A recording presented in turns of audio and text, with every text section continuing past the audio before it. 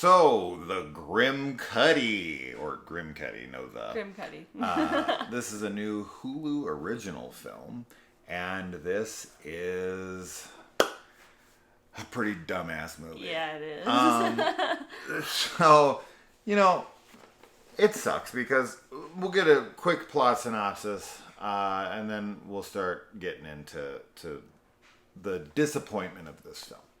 Yeah. So there is an internet thing going. What do you call this? A challenge? Sure. Yeah. And kids in town are starting to do this Grimcutty challenge, even though it's not a challenge. It's not a challenge, but I don't that's know what what it the is. parents It's just, think it is. Sure, like Grimcutty just kind of makes its way into your life. I mean, whatever. Kids start cutting themselves. They're attacking their parents, and I don't think there's anybody who's dead. There's just been kids who have cut themselves and injured their parents, and I don't think there's any deaths at this point. Okay. This is a shame, and I think we do need to address that Grimcutty is a mix between Ryuk. Ryuk? Yeah. How do you say it? Yeah. Ryuk. I don't know how they say it in the... From Death Note. Yeah, the guy from Death Note. The one from the Netflix live action version. Mix him with Gru from Despicable Me, and you have the Grimcutty. Yeah. The Grimcutty looks really, really stupid far away. When he's like walking, he's got these really thin legs. I'm telling you, it looks exactly like Gru from Despicable Me or the Minion movies. Yeah. It's really wild. Like he's really heavy up top, really thin legs, and like the way he walks, dumb. Up close, when it's really close, I actually thought it was pretty effective and kind of cool. And I thought the effects in the face and all that were like, we're all right, like up close. But anything further away from like when he was like really close, I was like, no, this doesn't work. So anyways, that out of the way. So when your monster doesn't work, that's a huge problem in a monster movie. Yeah. But the film actually has a very interesting spin on this idea about the hysteria behind this. This kind of reminds me of the satanic panic of like the 70s and 80s. Yeah. Right? Where parents are freaking out about everything. Kids are playing Dungeons and Dragons and they're all going to die and they're all going to, go to hell and worship Satan.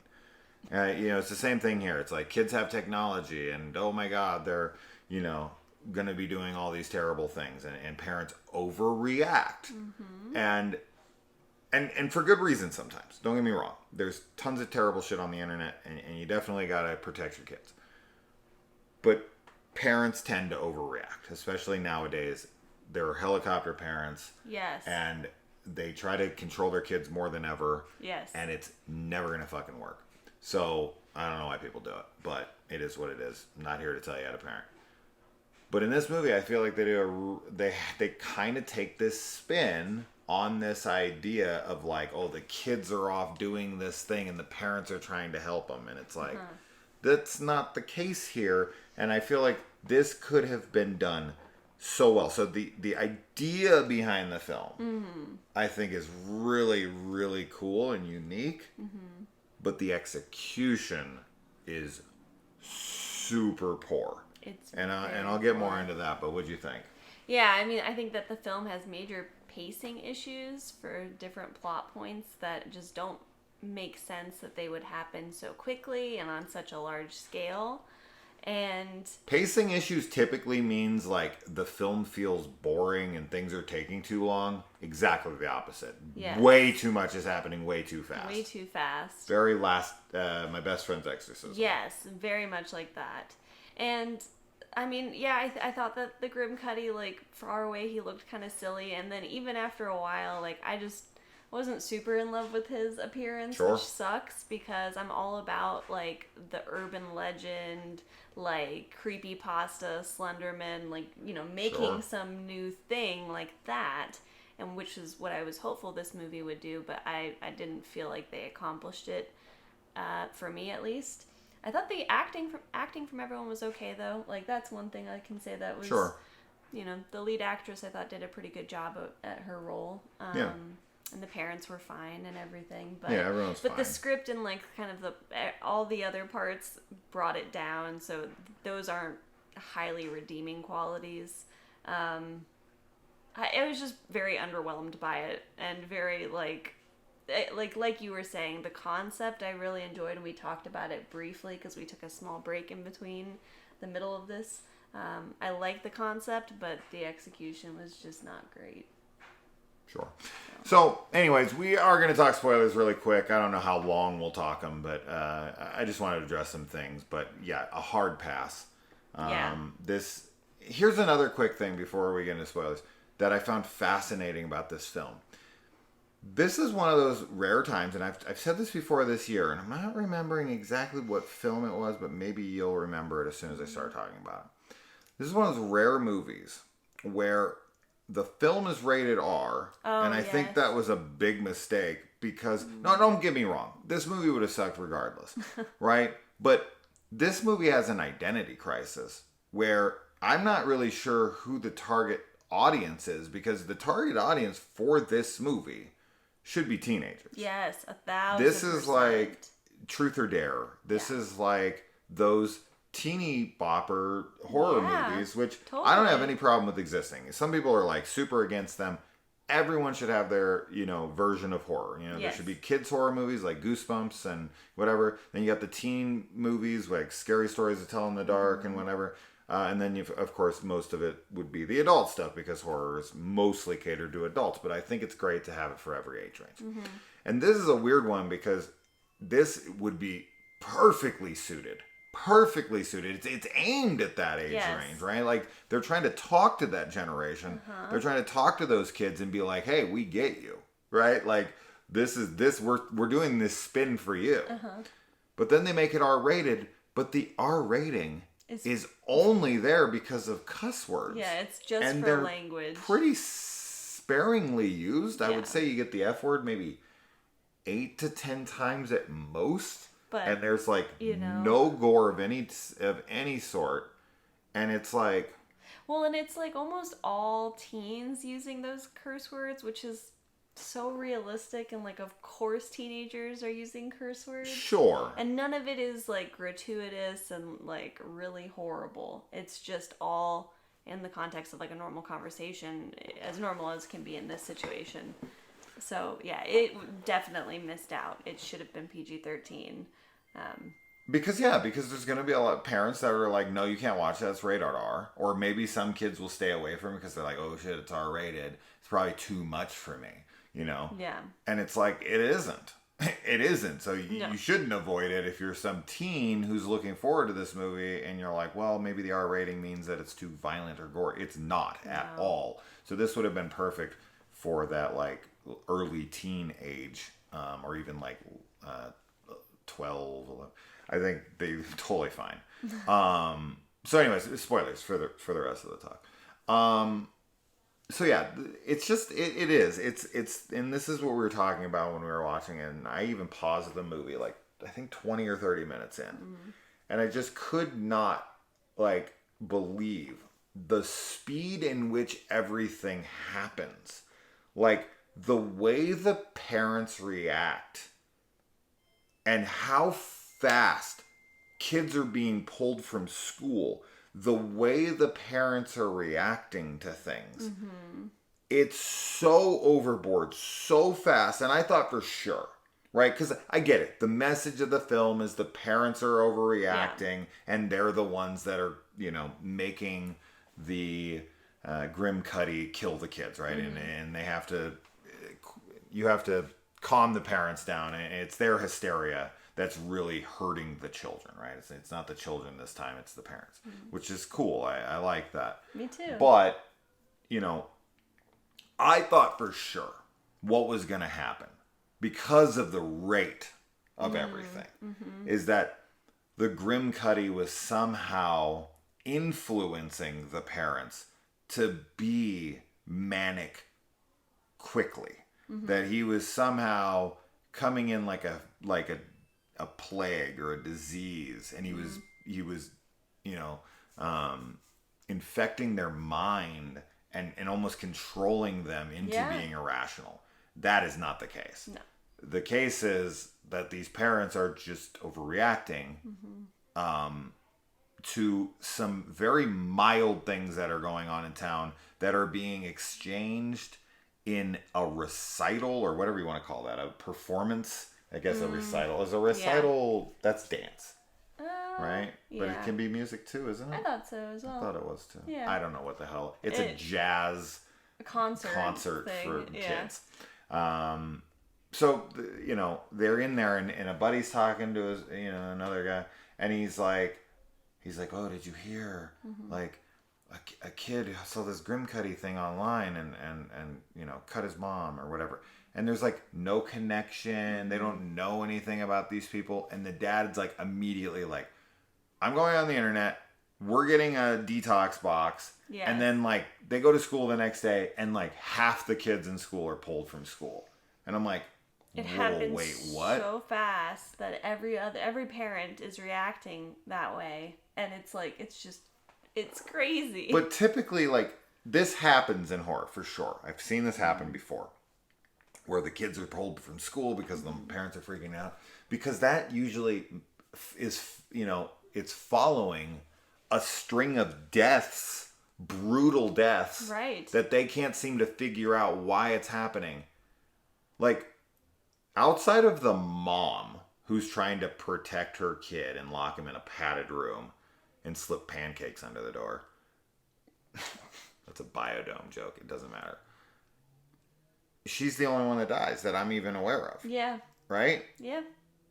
This like goes for this total happy ending and I forgot I was supposed to when I was originally going to do this video, I was going to start it like, hey guys. Oh, yeah. What do you guys think about this ASMR? I forgot all about that. I forgot all about that. The main character ASMR has stuff. an ASMR channel, which is sweet. It is, but I thought it was actually going to play into the plot somehow. Sure. I thought she was going to calm her dad down by her, being able to take charge of her Zen. Because when she meets this girl, she's like, you're not Zen. You're like one of the most on edge people I've ever met. Like, you're just pretending. Yeah. Because you're trying to hide your anxieties and your fears and all this and that. And that's true. And I liked that exchange, and I thought it was good she called her out on it. But I was like, oh, this is a plot point. The dad's going to be coming for her, and she's going to be like, Dad, just listen to me crush things under tires. And he's just like, oh, I'm okay now. But no. She just has to be lifted off the ground, and then he just, syringes himself. Yeah, I also thought, which you did as well throughout the film, that when the Grimcutty was coming after her and she would like go to stab it, that it would in fact be another person that she was stabbing, like a parent, and that never happened, which I think I would have maybe liked that to be a thing. Sure, it would have added to the death count and the hysteria of people stabbing each other. Yep, and the whole anxiety and the distortion of reality and everything. I would have really liked that, but yeah, I don't know. I think the concept of parents manifesting some creature, out of their anxiety, like, that's super cool. But yes. I also don't really understand how he was started, because I guess that it sort of was the blogger lady. Because the way that this ends, too, I was just kind of like, okay, what? Like, basically, he could come back anytime, which that's normally not a bad thing. Like, so many slashers and movie villains will come back and, resurface, but I just felt very unsatisfied with the ending and was like, I don't care. I have no issues with that at all. Really? I have no issues with that at all. I didn't like it. I hate when the characters, we've talked about this many times, when the characters, they go and they find the guy who knows all the stuff and he's like, here's how to beat it. I hate all that shit. I didn't want so that. how are you going to find the origins of it without that? Well, yeah, but I guess that's a good point, but I don't necessarily mean that I wanted her to find someone to tell her exactly how to stop it. I like the idea of her using, like, her own strength to calm her parents' anxiety, because I think that it But she should doesn't. work like yeah, but I think that it would be like a personal thing, right, for everybody in their relationship with their parents. So that I'm fine with. So I just more meant like, I don't know. I just it was trying to go for this internet like, you know, cryptic paranormal entity that could come back whenever, and normally I would be fine with it, but for some reason the way that I think it's the narration at the end that kind of bothered me, because I actually had that problem with the other movie we watched tonight, Old People. For some reason the narration just wasn't working for me tonight in either this movie or that one. So I didn't like the narration in this. I don't also know. didn't love the narration in Old People, but I felt like that was earned way more than this. Yeah, Like, well- she's like, oh, people are asking, is my dad dead? No, he's not dead. He's fine. And it's like, oh, okay. Yeah, I know. Well, that's why it was just very anticlimactic ending, and I feel like I don't really believe that the parents learned their lesson, which kind of sucks because, you know, he gets hurt badly, but This film takes zero risks. Yes. None. there's a little brother. He doesn't, I mean, you think maybe he's going to be dead, but he's not. Of course not. He's totally fine. Pussy ass film. So it's a R-rated Bummer. nonsense. Come on, man. This is PG. This is nothing. Like, really? The Grimcutty cuts, and that's it? I guess that's his name, right? He's the the Grimcutty. He's Grimcutty. not the Grim Killer. Nope. No, he's just Cutty. He just comes and he's just like, He's like, people are like, ow, dick. well, and that's the other Fucking thing too, is that Brew. I thought that they were gonna kind of Grimcutty. I thought that they were gonna touch on more of like self-harm, you know, and like maybe have some type of metaphor for it, or just wanted to have a discussion about it. But that wasn't really. I think it was maybe mentioned in a like, "Mom, you know I don't cut myself" kind of a thing. But I don't know if they had, like, I don't know if they even knew what message they were going for in this movie. Like, just the hysteria of parents, I guess, is it. It's the satanic panic, right? As I said, it's the worry that your kids are up to no good. And you're manifesting something through your own hysteria, right? Like, you're bringing it to fruition. You know, it's like, you know, a self-fulfilling prophecy of sorts. Mm-hmm. But man, the execution, it's just, it has zero risks. There's no kills of any sort except for a chick falling down the stairs of her, you know, of her own freaking making. I mean, there's nothing really. The Grimcutty kills nobody that I remember in the film. If he did, God, it is very unmemorable. Characters are all just bland. very bland. Like, there's nothing here that you care about. Like, there's supposed to be this, like, heartfelt moment, cute moment between, like, the main girl and her brother, and they, like, call each other, like, shitty little names, and it's, like, supposed to be sweet and endearing, and I'm just like, because, like, I feel like where's the relationship I know, but before I to felt earn like this? their acting was good. They were enough, fine. They but were fine, but they didn't have a nobody script. had chemistry too. Like, that was another thing. I didn't believe the relationships, and I don't think that's the actor's fault. I think that's the casting director that didn't have a good whatever with them. So Yeah. yeah. Yeah, yeah, it's just, as I said, the parents are ridiculous. It's absolutely ridiculous. I can't say that enough. Yeah. Shannon Sossamon, who I haven't seen in a while, basically anytime I see that she's in a film, I get worried because I don't really care for her much. I think she's super awkward. And yet again, she's just, I don't know. She just maybe takes bad scripts or whatever. But not every movie she's been in is terrible. But man, she's not a you know, selling point for me for sure. Yeah, I got nothing else. I don't either. I mean, I remember when we were watching it, I was like, oh, I want to talk about that, or I want to talk about this, or whatever, and I think I forgot them all, but it's because this movie is insanely forgettable. Yeah. But Don't watch it. no, I mean, you shouldn't only And be here unless if you have. watched but it, I'm sorry. for sure. Such You're a like dumb us. movie. We all wasted our time. Yeah. Well, all right. Well, subscribe to the channel. Yes. And check out the TikTok account and our Patreon. We're going to be doing a live stream for a watch party, not this week, but next week for Beetlejuice. Yep. So and this week we'll be in California, so we might not be posting as much. Yep. But we will still try to do some bit of live on Friday, maybe in front of some cool place or places or whatnot. I'm not sure yet. We'll keep you guys posted. But other than that, bye. Bye, guys.